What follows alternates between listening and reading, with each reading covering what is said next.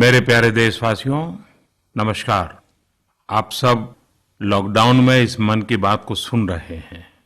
इस मन की बात के लिए आने वाले सुझाव, फोन कॉल की संख्या सामान्य रूप से कई गुना ज्यादा है। कई सारे विषयों को अपने अंदर समेट आपकी यह मन की बातें मेरे तक पहुंची हैं।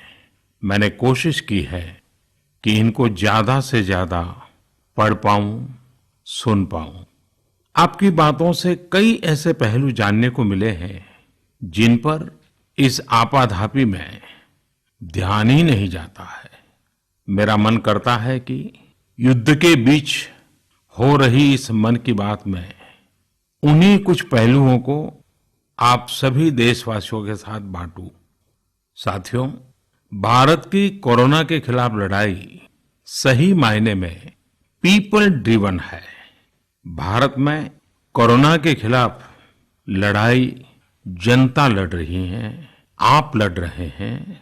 जनता के साथ मिलकर शासन प्रशासन लड़ रहा है। भारत जैसा विशाल देश जो विकास के लिए प्रयत्नशील है, गरीबी से निर्णायक लड़ाई लड़ रहा है। उसके पास कोरोना से लड़ने और जीतने का यही एक तरीका है। और हम भाग्यशाली हैं कि आज पूरा देश का हर नागरिक, जन जन इस लड़ाई का सिपाही है, लड़ाई का नेतृत्व कर रहा है। आप कहीं भी नजर डालिए, आपको एहसास हो जाएगा कि भारत की लड़ाई पीपल ड्रिवन है।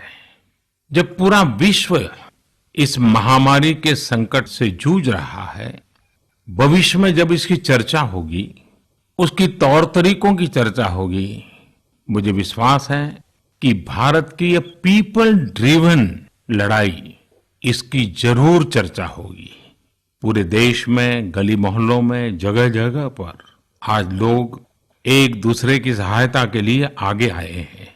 गरीबों के लिए खाने से लेकर राशन की व्यवस्था हो, लॉकडाउन का पालन हो, अस्पतालों की व्यवस्था हो, मेडिकल इक्विपमेंट का देश में ही निर्माण हो। आज पूरा देश एक लक्ष्य, एक दिशा, साथ साथ चल रहा है। ताली, थाली, दिया, मोमबत्ती, इन सारी चीजों ने जो भावनाओं को जन्म दिया, जिस जज्बे से देशवासियों ने कुछ न कुछ करने की ठान ली, हर किसी को इन बातों ने प्रेरित किया है। शहर हो या गांव, ऐसा लग रहा है जैसे देश में एक बहुत बड़ा महायज्ञ चल रहा है, जिसमें हर कोई अपना योगदान देने के लिए आतुर है। हमारे किसान भाई बहनों को ही देखिए, एक तरफ वो इस महामारी के बीच अपने खेतों में दिन रात मेहनत कर रहे हैं और इस बात की भी चिंता कर रहे हैं कि देश में कोई भी भूखा न सोए। हर कोई अपने सामर्थ्य के हिसाब से इस लड़ाई को लड़ रहा है। कोई किराया माफ कर रहा है, तो कोई अपनी पूरी पेंशन या पुरस्कार में मिली राशि को पीएम केयर्स में जमा करा रहा है। कोई खेत की सारी सब्जियां दान दे रहा है, तो कोई हर रोज सैकड़ों गरीबों को मुफ्त भोजन करा रहा है। कोई मास्क बना रहा है। कहीं हमारे मजदूर भाई बहन क्वारंटीन में रहते हुए जिस स्कूल में रह रहे हैं, उसकी रंगाई पुताई कर रहे हैं।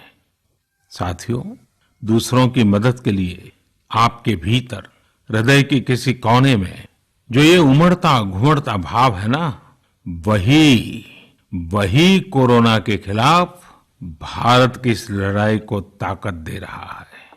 वही इस लड़ाई को सच्चे मायने में पीपल ड्रिवन बना रहा है। और हमने देखा है पिछले कुछ साल में हमारे देश में यह मिजाज बना है, निरंतर मजबूत होता रहा है।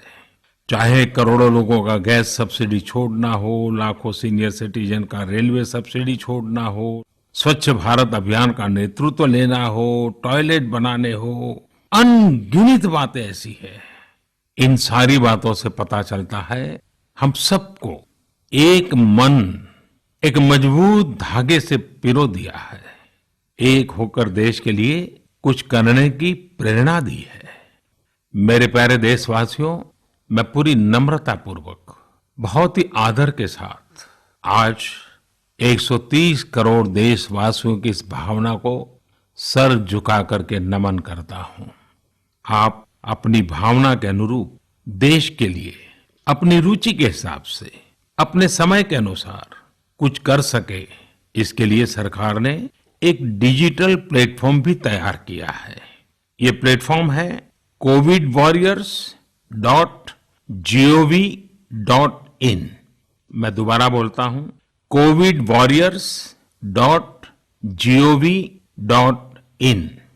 सरकार ने इस प्लेटफॉर्म के माध्यम से तमाम सामाजिक संस्थाओं के वॉलंटियर्स, सिविल सोसाइटी के प्रतिनिधि और स्थानीय प्रशासन को एक दूसरे से जोड़ दिया है। बहुत ही कम समय में इस पोर्टल से 1.25 करोड़ लोग जुड़ चुके हैं।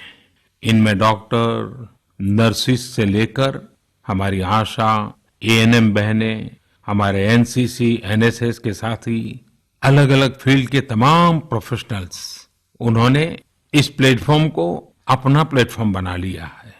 ये लोग स्थानीय स्तर पर क्राइसिस मैनेजमेंट प्लान बनाने वालों में और उसकी पूर्ति में भी बहुत मदद कर रहे हैं। आप भी covidwarriors.gov.in से जुड़कर देश की सेवा कर सकते हैं, कोविड वॉरियर बन सकते हैं। साथियों, हर मुश्किल हालात, हर लड़ाई कुछ न कुछ सबक देती है, कुछ न कुछ सिखा करके जाती है, सीख देती है, कुछ संभावनाओं के मार्ग बनाती है और कुछ नई मंजिलों की दिशा भी देती है। इस परिस्थिति में आप सब देशवासियों ने जो संकल्प शक्ति दिखाई है, उससे भारत में एक नए बदलाव की शुरुआत भी हुई है। हमारे बिजनेस, हमारे दफ्तर, हमारे शिक्षण संस्थान, हमारा मेडिकल सेक्टर, हर कोई तेजी से नए तकनीकी बदलावों की तरफ भी बढ़ रहे हैं। टेक्नोलॉजी के फ्रंट पर तो वाकई ऐसा लग रहा है कि देश का हर इनोवेटर नई परिस्थितियों के मुताबिक कुछ न कुछ नया निर्माण कर रहा है।